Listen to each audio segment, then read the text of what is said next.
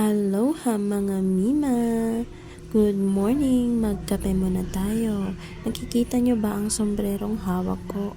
Dahil ang gusto ng anak ko ay Pilipinas. Ayan, malikot na naman ang imagination ng kanyang ina. Naisip ko lang na para maiba. Diba? Yan, nilagyan ko siya ng palay. Diba ang likot ng imagination ng mother na to? Nilagyan ko siya ng palay. Yan, sinicure ko lang siya. Nilagay ko siya dun sa may sombrero niya.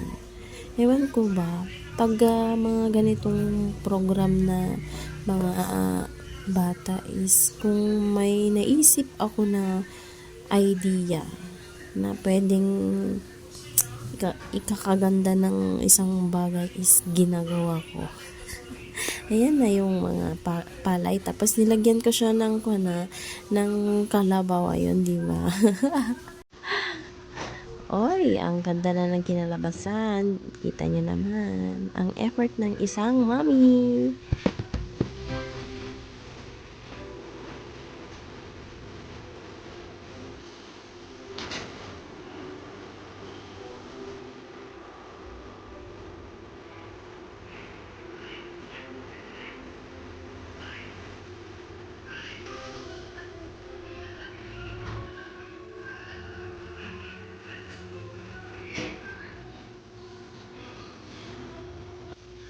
Tuwang-tuwa rin ako dyan kasi yung anak ko hindi niya tinanggal yung sombrero. Hindi niya kinahiya ba na isuot yung sombrero na ginawa ko. Tuwang-tuwa pa siya.